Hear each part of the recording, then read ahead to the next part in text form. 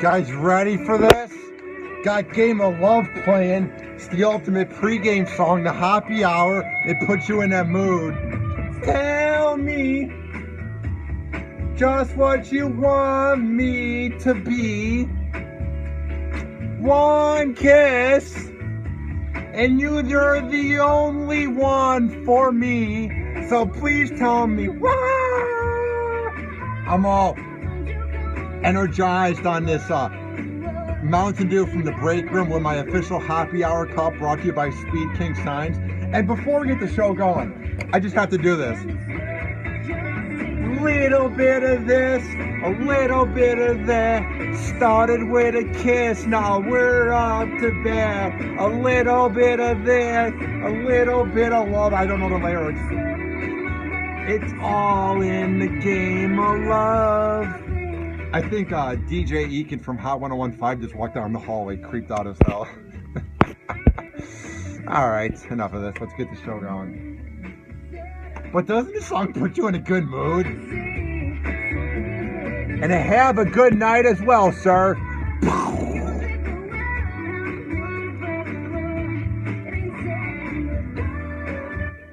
He wanted me to kill myself. That's why I blocked him, because people are going to wonder why that dude got blocked later, because the comment won't show. So, alright. In a very good mood. Even with my big head, these don't fit. Alright. You guys ready for this thing? Because I'm ready for this thing. Don't know why I'm talking like I'm from West Virginia. What's up, Becky? I see you're chiming in on Happy Hour. Alright, let's do this.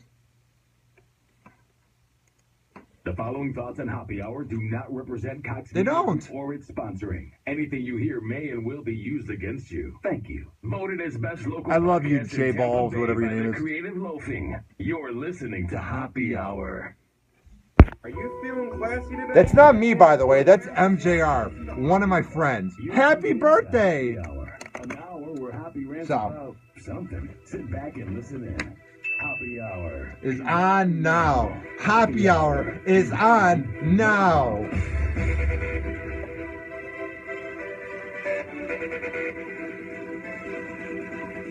Da da da da da da da da da da da da da da da da. I'm hyper.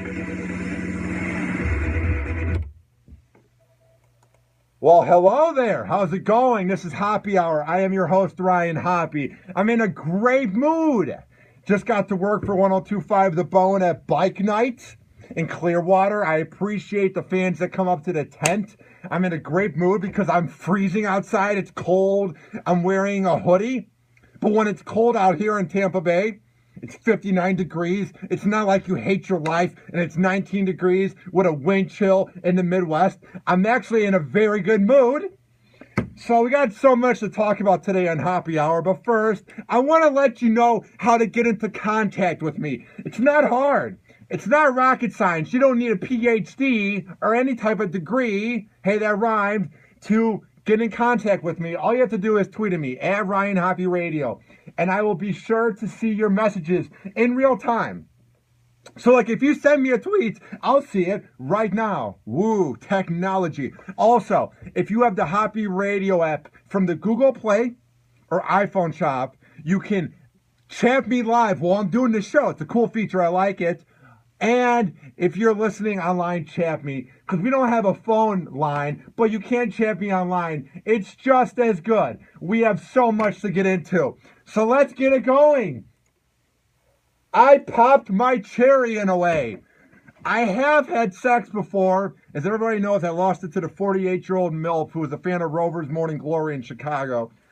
And I lost it also to the speed date girl from the show. And then about a month ago, I had sex with a fan from the Bone. But I'm getting really tired of, like, hooking up with radio fans, and I've hooked up with other girls because they don't really care about you whatsoever. Maybe you'll find your true love, Ryan Hoppe, if you keep going after radio fans. Maybe you'll end up having a nice big house, a big radio contract, and great kids if you meet a radio fan. I kind of just don't think that's going to happen. Who knows? Maybe tomorrow at a Bone event, I can meet the girl of my dreams. I'm just kind of saying, I feel like girls that are into radio aren't the ones that you want to marry. So I've been really pursuing to have an outside life besides being Ryan Hoppe from the Bone occasionally and Happy Hour. I'm trying to find the separate version. So I've been using the app Tinder and Bumble, and I got rid of it today. I'm done. I'll let the girls come to me. No pun intended. I'm sick of just flipping the apps every 12 hours and having no results, and Bumble's even more fake. They have to swipe on you and then message you first. But whatever. But I was talking to this girl, and I guess we kind of are. I'm not sure what's going on. But it was in November. I swiped right on this really cute girl, and she's 6 foot. And her name is Erica, and we were talking for about 2 to 3 weeks. It's going well. I'm awkward around girls, but it's whatever. I mean, it was a good convo. And my friend Kyle, who will be back soon, Kyle Veet, the executive producer of Happy Hour, he's like, Ryan, dude, you got to get her number. You've been talking to her for 3 weeks. I'm like, okay. So he goes, you have to drop this smooth line, rather, which is, I've been talking to you for 3 weeks now. I feel like I need to get your number. Which I dropped that line on her, and she goes, yeah, and then she had a smile, and I said, here's my number, 847. I'm not giving the rest of it out. Text me whenever. So I don't hear from her for about 2 weeks, and I'm thinking, whatever, we moved on. And I get a text while I'm at bike night, and she's like, what's up? It's Erica. And I immediately got excited. I immediately was like, oh my God, it's a non-radio fan? The girl from Tinder? That never happens to me. So I was excited. We talked for a few weeks, and we were supposed to go out the Saturday before I went to Illinois. But I kind of forgot to message her. She didn't message me back. And I had to get up at 4 a.m. that Sunday morning. So it would have been a weird day to be up till like 11, even though I was up 24 hours. So the date could have worked. But I don't hear back from her. I'm thinking it's time to move on, whatever. And I get a text from her on Christmas, which was pretty cool. You know, you get that smile where you feel like you have swag, and you're like, yeah.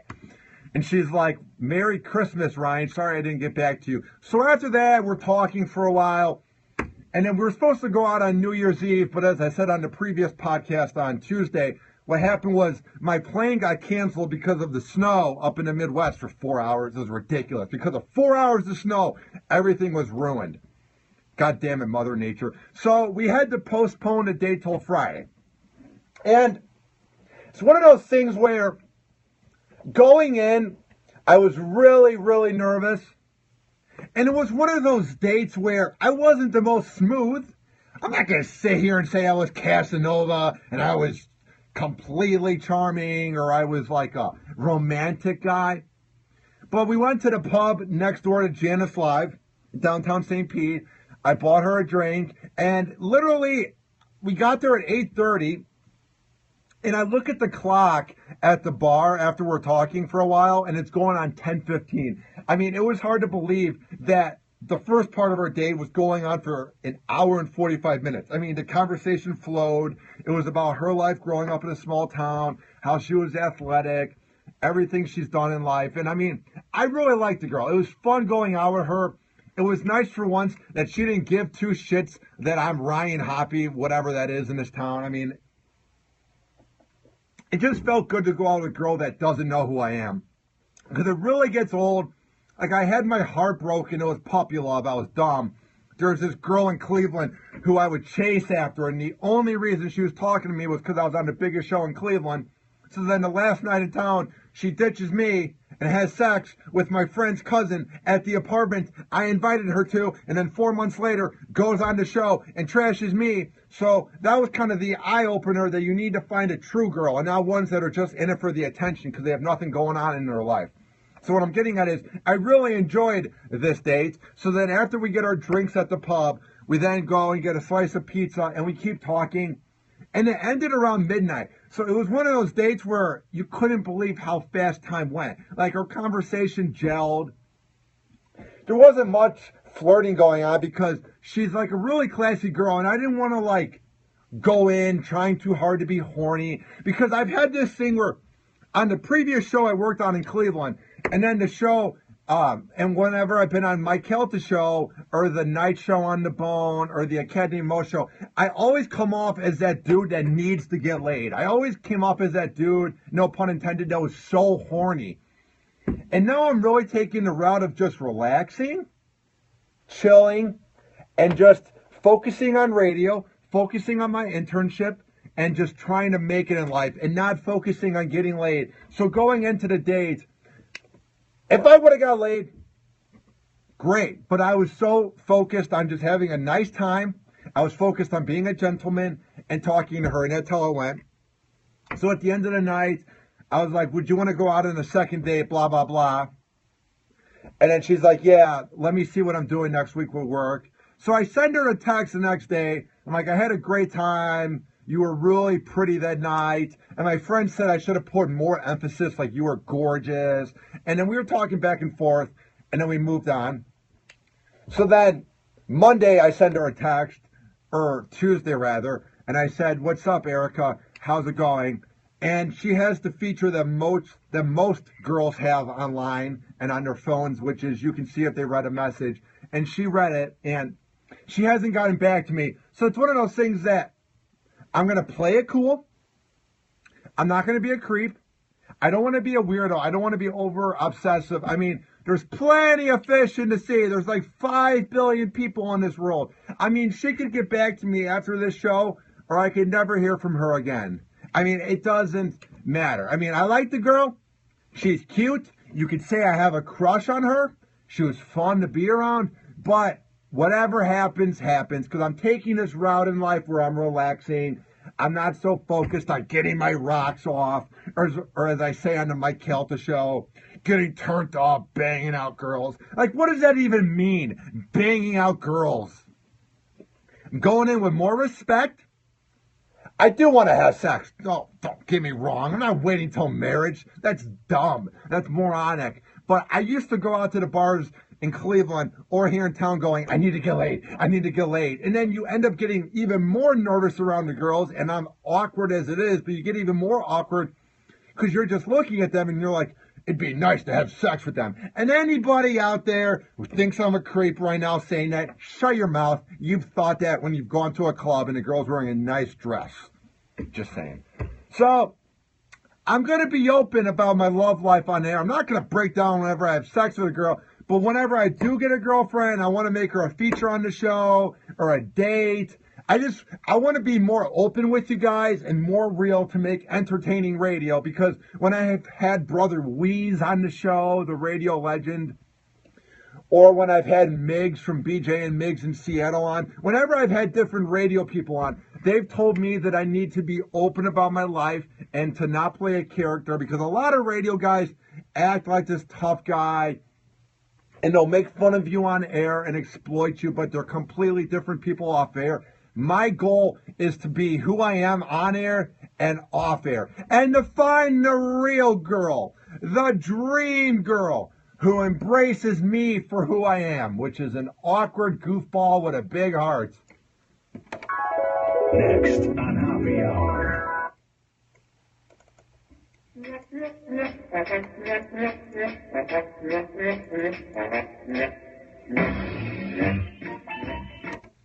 All right, next on Happy Hour. Before I get up out of here, Penn State fraternity brothers will not face criminal charges for hazing a student who later committed suicide. Ridiculous. I'm not sure if there's actual charges that could have been faced towards them, but these imbeciles should be banned from the school. And I will get to that and more after this, but tweet at me at Ryan Hoppe Radio.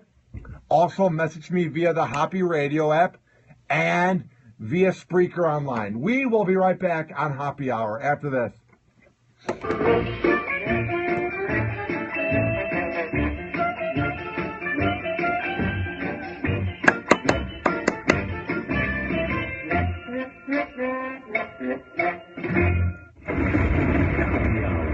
Happy Hour. Hey, it's Ryan Hoppe from the award-winning Happy Hour. and I'm here today to speak about my guy, Brandon Langley of Buzz Designs. Is your website so atrocious that you can't even be found on Google? Do you need your website to be updated? Or do you not even have a website? You need to get some graphic design. And I just lost an audience by doing this. You want to see what I'm going to do? Ready? Trust me when I say my guy, Brandon Langley of Have a good night and enjoy your life. Is the man for the job. Buzz Designs has built websites that have gathered millions of views. He has worked with some of the biggest names in app development in 2015. The unique talent of the developers from around the world come together, and they will help you expand and grow immediately with their hard work and their die-hard ethic. Got some breaking news up here in Happy Hour. Wow. Brandon Langley is the man for the job. He will tackle any challenge, and he will not give up until the job is done. It's Tampa related. Oh my God, we got some breaking news.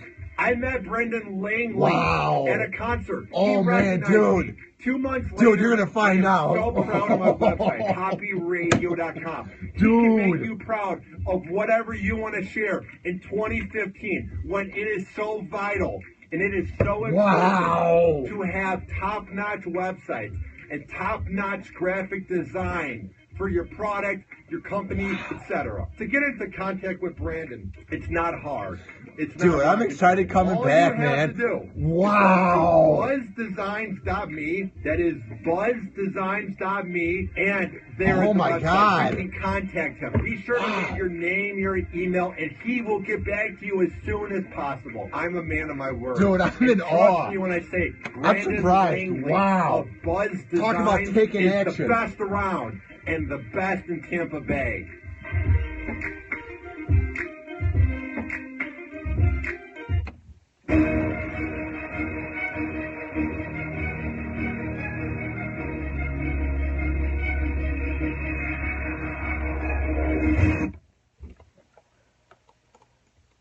There is some breaking news.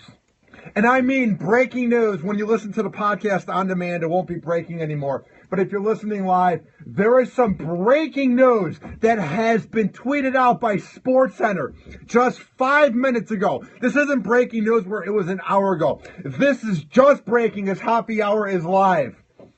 And here's what it says at SportsCenter on Twitter. The Buccaneers have fired head coach Lovie Smith. He went 8-24 in 2 seasons at the helm. Wow. I did not see that coming whatsoever. I could kind of see where they're coming from because they lost the last 4 games of the season. And basically, he did this really bizarre tactic with the media where he's like talking about next season in a way. Like whenever they would lose the last 4 games, he was almost pleading for his job, sort of like the coach of Cleveland that got fired. He was saying, give it time. Come on, guys, just don't give up hope. We got talent here. It didn't feel like he was winning in the now. It just kind of had the vibe that he was desperate and he knew his time was up. I'm not going to sit here and say I'm some sports analyst because sports analysis most of the time is the most hypocritical, fake, scripted BS you'll get out there.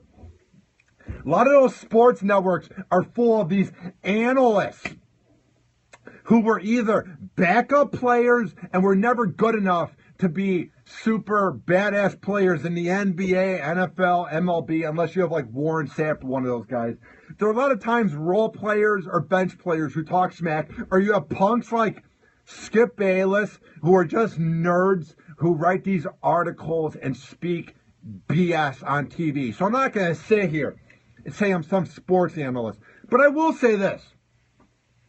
There's something about Lovie Smith and his lack of hyperness on the side of the field that just bothered me when he was the coach of the Bears. Now, it's one of those things where you don't want Mike Singletary from 2008 or 07 when he's mooning the locker room, or you don't want Jim Harbaugh who's freaking out and breaking clipboards. You don't always want that spaz of a coach.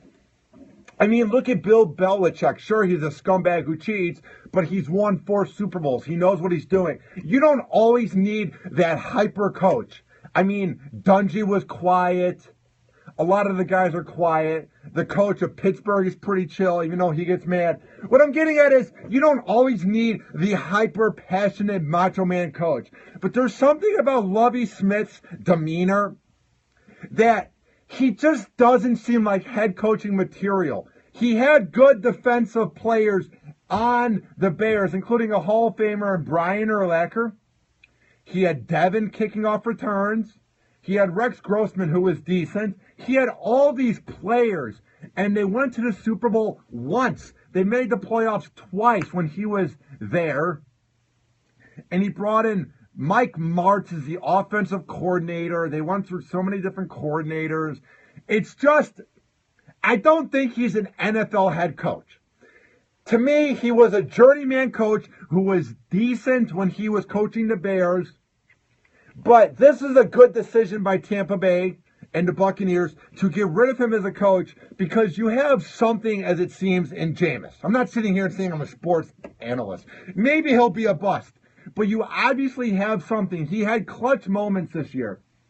And you don't have time to waste when you have a coach who seems too laid back and not in the moment and sometimes seems out of it. But I will say this. Lovie Smith might be an average to mediocre coach.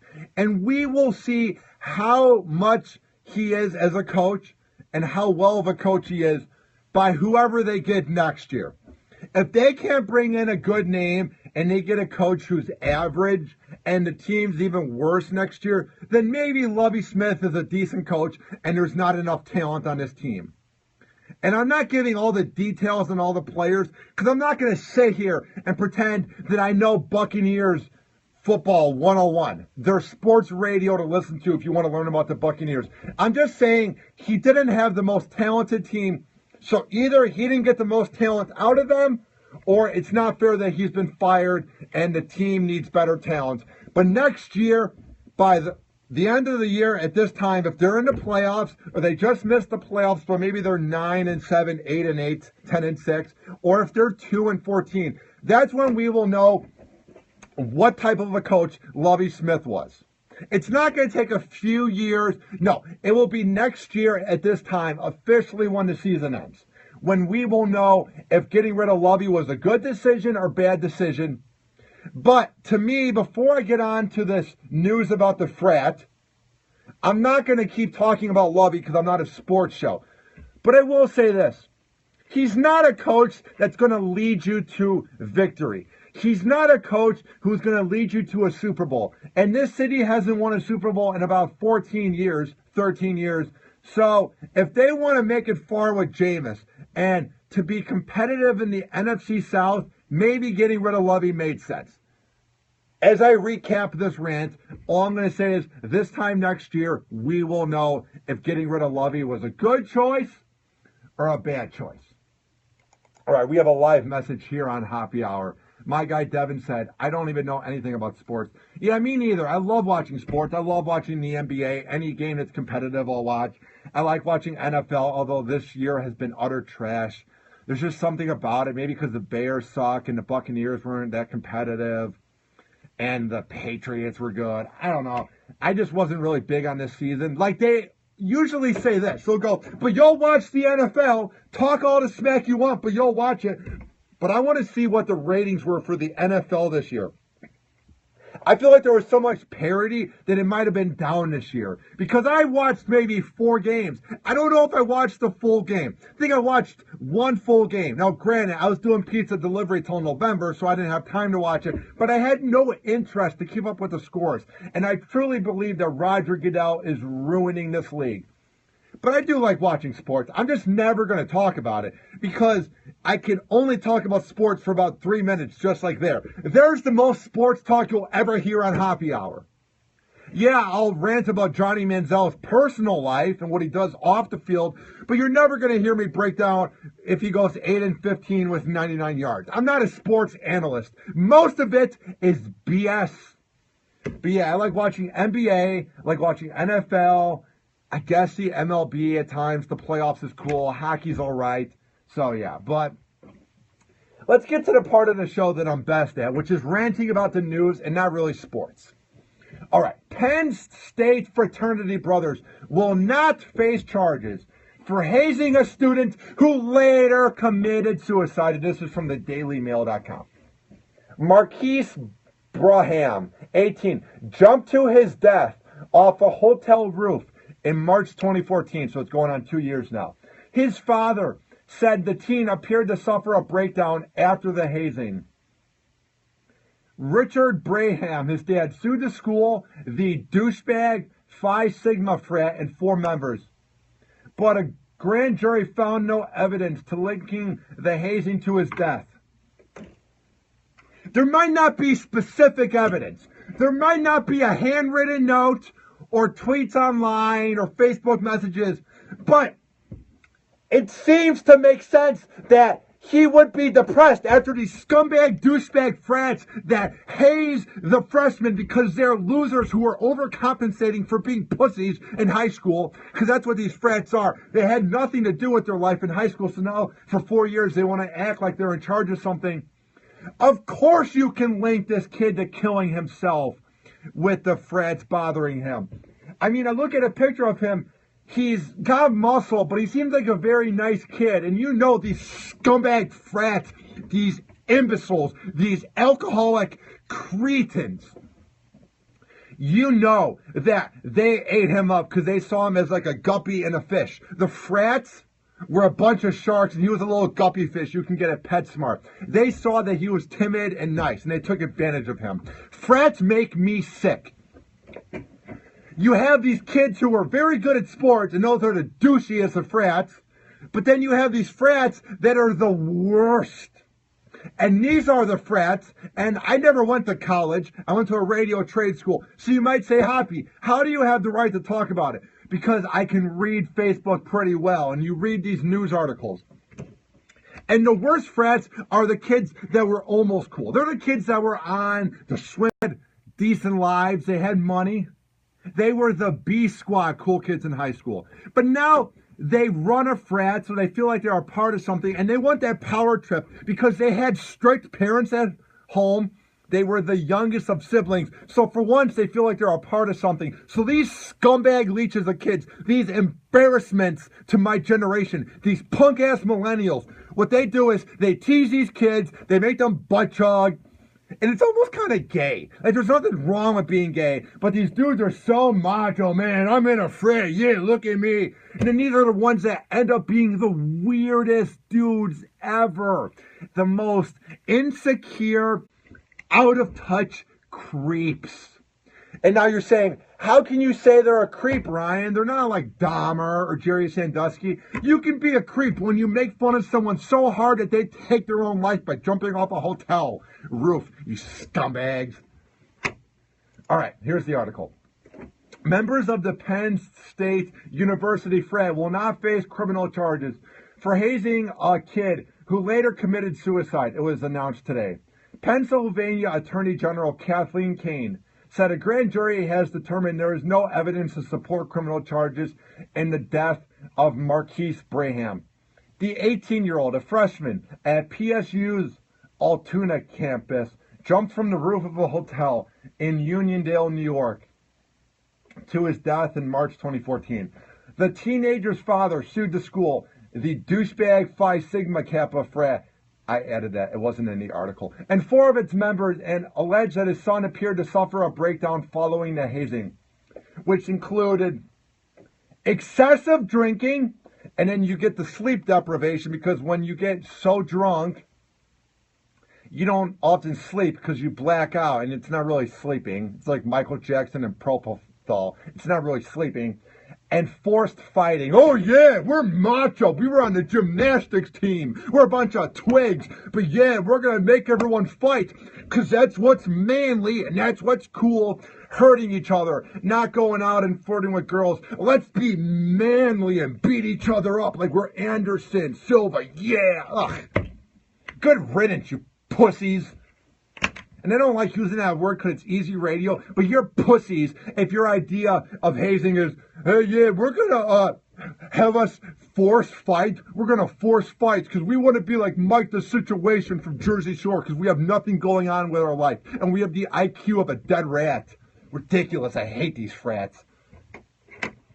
And then you, of course, see these posts on Facebook where they have to tag like 90 of their frat members. And they're like, this was an epic night, bro. I found out what brotherhood is like. Found out what the meaning of life is. I love everything. And you know all they did was get blackout drunk, take advantage of girls, and act like utter imbeciles. Like, not all frats are like that. There are a ton of great frats. But the ones that have to talk about it all the time are the insecure douchebags, like this frat that caused this kid to jump off the roof. All right. However, the judge said that the grand jury said there was a report that there were many issues going on in his life. And here is what his dad said. The grand jury's report should shine a light on what can happen to 18-year-olds when they go off to college. Yeah, and I mean, I'm looking at pictures. It's so heartbreaking. He seems like such a nice, genuine kid. Like someone I'd want to hang out with. Like, he's kind of skinny. He's not very intimidating, so you know they just took advantage of him. Like, he's just, like, it breaks my heart. He just seems like such a good dude. So it's sad. All right. As the grand jury makes very clear in its report, it is imperative that we take motions to protect young college kids who are experiencing a vulnerable part in their lives. We must do more to prevent these kids from becoming victims to dangerous situations when many are acclimating to being on their own on the first time. Representatives for the university did not respond to a request for comment. Of course they didn't! What do you expect from a scumbag university like Penn State? The same one that covered up pedophilia for about, 30 years. The same scumbag fraternity that kissed Joe Paterno's ass when they knew he was helping cover it up because he knew about Jerry. I would expect nothing less from the Nifty Lions. I would expect nothing less from Happy Valley, you creeps. Of course you're not going to say anything because you're caught like a rat in an alley in Manhattan. Of course you're not going to say anything. What are you going to say? Oh yeah, we had a douchebag frat full of kids who caused the kid to take his life. What are you going to say, you imbeciles? Okay. The attorney for the Braham family said they were disappointed, though not surprised with the decision. And here's what their lawyer wrote. It is clear to us the grand jury was denied access to a good amount of evidence detailing the outrageous hazing he went through and its direct connection to his death. Listen, I don't want to sit here and be a conspiracy theorist. I don't want to sit here and make outrageous claims and be this shock jock where I just say things to be edgy. But I will say this. A lot of times when you're in frats, you have a lot of money because you're entitled, and that's why you join a frat, to fit in. I wouldn't rule it out. To me, it's not out of this world that there's potential that maybe these kids who were the defendants, these punk-ass frat boys, these imbeciles, these wannabes, it wouldn't be out of the question that they had really good lawyers who got them out of it. Because how can you not have evidence? There has to be a Facebook message or a text to the mom. I hate my frat. There has to be something. There's no way he was just quiet about it the whole time. There has to be a time he said something. And shame on this grand jury for not stepping up to the plate and making a statement. It shows that if you're a frat and you have money, you can do whatever you want. Shame on you, Pennsylvania. What an embarrassment. Once again, you kissed the ass of Penn State and Happy Valley. Good riddance.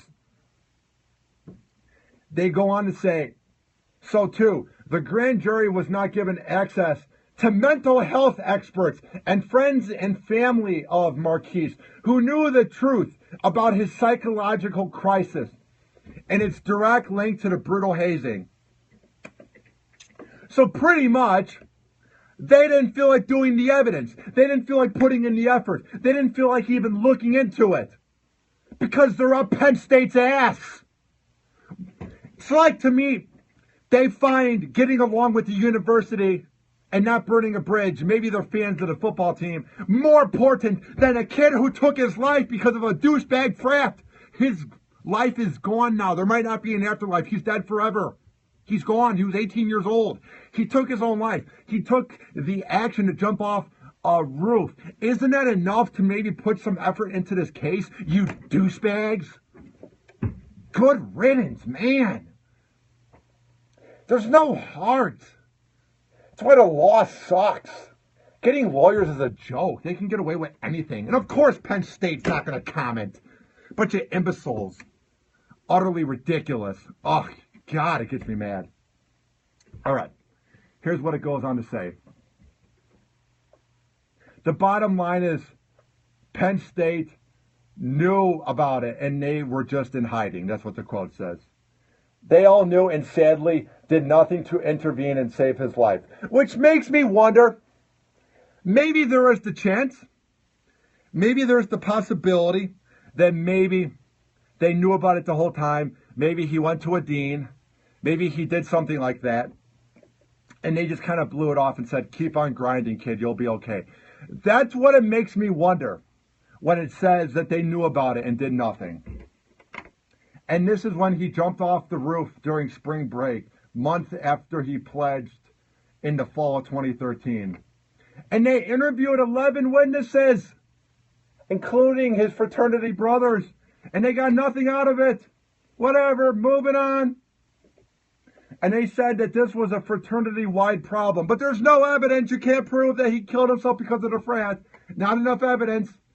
Man, before I end the show, I just want to say, man, having money must be nice. Man, having rich parents that care about protecting your reputation, even if you're a scumbag, must be nice. It's just sad how money and law and lawyers can get in the way of a good case. I'm not saying this case should have gone on for 10 years. I'm not saying this case should have been dragged out.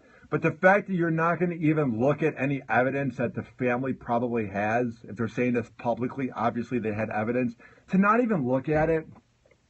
Anybody who denied the evidence, anybody who didn't want to put in the effort, is pretty much a sick in the head douchebag who only cares about getting the case over with and does not care about lives. Because if you really cared about lives and humanity, you would have gone through with the evidence.